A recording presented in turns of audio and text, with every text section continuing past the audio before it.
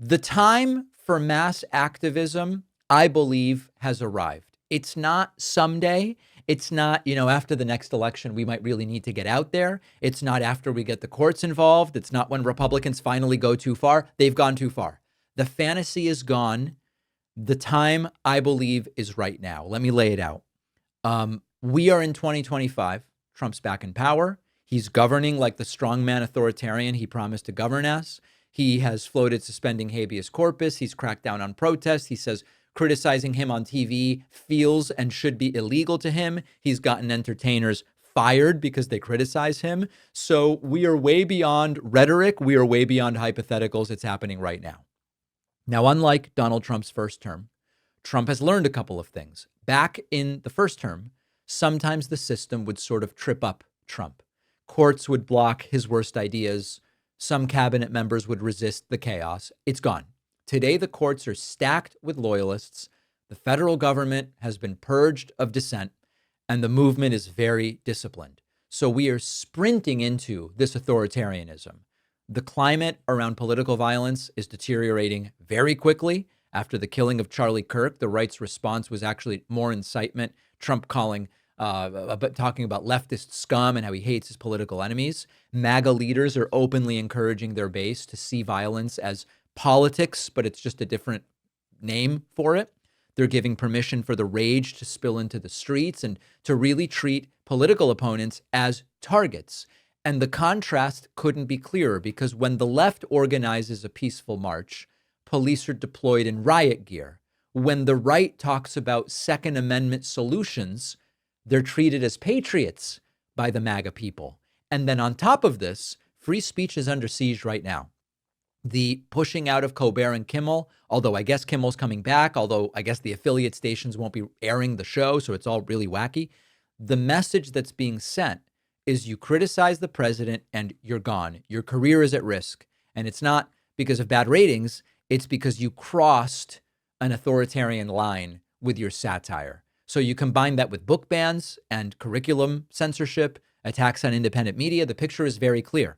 Now, just as a reminder, remember to like this video and share it. Make sure you're subscribed on YouTube. This is a critical time to do it. And a lot of the ways that you can help support the media you do like are free. Like, share, subscribe. But all of this is feeling very familiar. And history is full of examples of what happens when you start to lose in this way.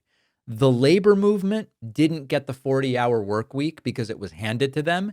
They organized and walked out and forced the issue. The civil rights movement was not won in courtrooms alone. There were the mass marches. There were the sit-ins. There was the bravery of people who said, we're not going to accept injustice like this anymore. And so you look at different countries, you look at Hungary, you look at Turkey, Russia, authoritarian leaders tightened their grip because a lot of people assume someone else is going to act. So then they can ratchet it a little bit tighter and then a little bit tighter, and then it becomes difficult to act. So that is why I believe right now in September of 2025, the case for real activism in the streets has never been stronger. Mass, sustained, visible activism. Now, I wrote about this. My book, The Echo Machine, is back here. I've got something really weird going on in my hair. Geez. I wrote about this in my book, The Echo Machine, which is that historically it's been boycotts, strikes, marches, sit-ins, and sustained public pressure that force elites to act rather than stay comfortable. It worked for labor. It worked for civil rights. It worked during the AIDS crisis. There's a lot of times that it worked. And so voting matters, but marching, striking, boycotting, refusing to normalize what's happening is a part of it. And activism is what puts authoritarian regimes on defense. And it's the only thing that has ever shaken entrenched power. Now, I've covered politics for nearly 2 decades. Bush, Obama, Trump's first term, Biden. There is no moment at which I believed more strongly than I do now that mass activism may be the only way forward. The institutions we thought would save us have been captured by Trump. The elites we thought maybe would stand up, even if only for their own interests, they are mostly silent.